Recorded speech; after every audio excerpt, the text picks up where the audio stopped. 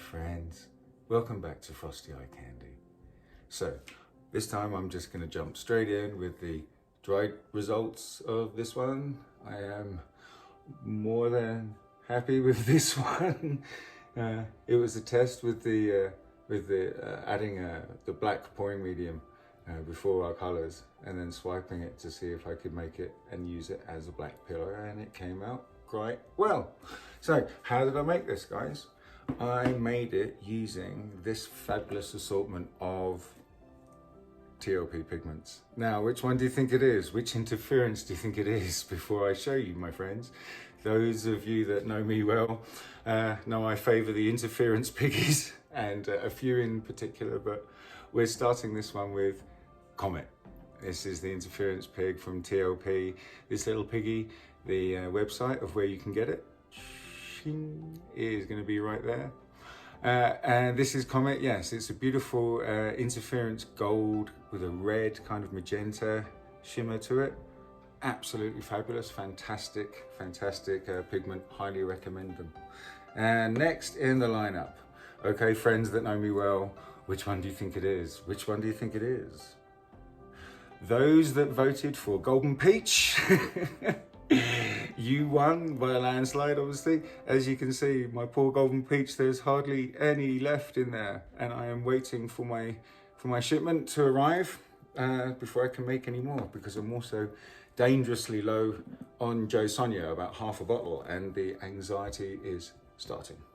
Anyway, next piggy in the lineup is Funk by this little piggy. It's a fantastic, as you can see, beautiful, bright, kind of purple color, and it's part of the neon range, so it is black light reactive. So those are the three piggies that are going down first.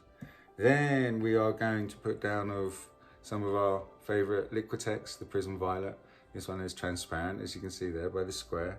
As far as the piggies go, really, the first two, Golden Peach and Comet, they're definitely going to be semi-transparent or transparent. And the Funk, I would say, is going to be semi-transparent or semi-opaque. Anyway, so the last color we're going to put down is the color I splurged on a little while ago for my birthday. Thank you, Mama, again for that lovely gift card. This is the Golden Light Phthalo blue, and it is opaque because we can see the little filled in square right there. Okay, so we're going to lay those down, and then we're going to swipe nicely with the titanium white and the Sheleeart recipe cell activator, and I'm going to zip it. We're going to get the camera pointing down, and we're going to get on with painting, okay?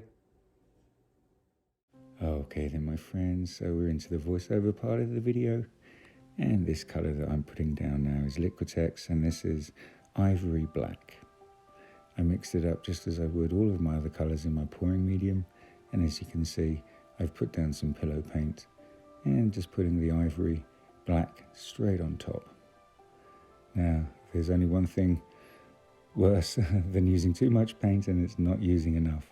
And I definitely want to make sure that the background of this piece is black, so I'm just adding a little more black there. So just give it a quick little spin, get it moving nicely to make sure it will cover the whole canvas, and we can start putting our colours down. This one is this little piggy, and this one's Comet. Beautiful red gold interference colour, and it's going to make a great background for the whole swipe. The next colour we're putting down here, my friends, it's Golden Peach by this little piggy. Fabulous kind of light pink colour, and it shimmers gold.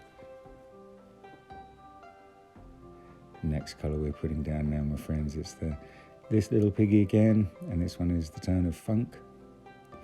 I'm just drizzling it because I don't want too much. As usual, when we're putting our colours down, I always put less of the last colours because I don't want them to overtake the whole piece. So now we're putting down the Liquitex, and this is the Prism Violet. Beautiful, lovely purple colour. And again, just a light little drizzle. We don't want it taking over. We want to have a nice fade of the Comet and the Golden Peach in the background. And now the last colour, my friends, This is the golden, the phthalo blue, or phthalo. Apologies, I don't know how to pronounce it properly. But the phthalo blue, light blue from golden.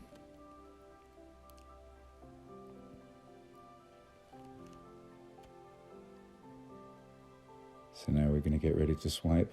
Here's my swiping tool, guys, and I've loaded it up with the white Sheleeart recipe cell activator. If you'd like to know what that is, please visit the website that's just popped up on the screen. And I also have a 15% off discount code for the online course. So the video's gone into double time now, so we can see all these cells popping up, and they're looking pretty good. In for the first spin. Now again, I've left the video at real time, friends, so you can see how fast I'm actually spinning and how long I'm letting it spin for. I gave it a good spin, but it's not really too fast. We just want the surface tension of the paint to meet and go to the edges of the canvas and then down over the sides. Wow. Came out pretty good for the first spin, but as we know there's too much paint there, we have to spin some more off.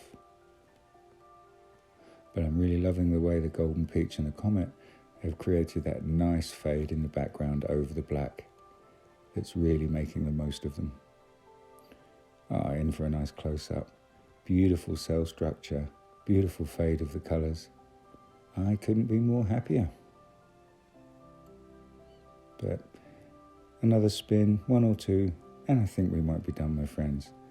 So while we're just waiting for the spin, I'd love to give a big shout out to the group Acrylic Pouring for Beginners on Facebook. Give a shout out to my main man G, Christy, Darren, Bridget, Dawn, Britt, Sheldon, and I'm sure there's some more that I've forgotten. But in for a nice close-up of this piece. Absolutely gorgeous. I couldn't be more happier. I love the cell structure we have here, friends. The way the golden peach and the comet has just grabbed onto that cell activator and faded beautifully over that black background. So we're going to have to check and see if we've got any movement to the piece still. Just see. And if we have got any significant movement, we really ought to spin it off. It's very, very tempting to leave it as it is because you don't want to lose some cells or some details from the edge of the piece.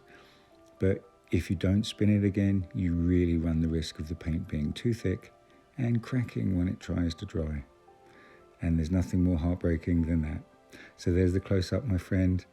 Check out the beautiful peach and the comet underneath. Please like and subscribe, share what you see here, and as always, friends, happy pouring.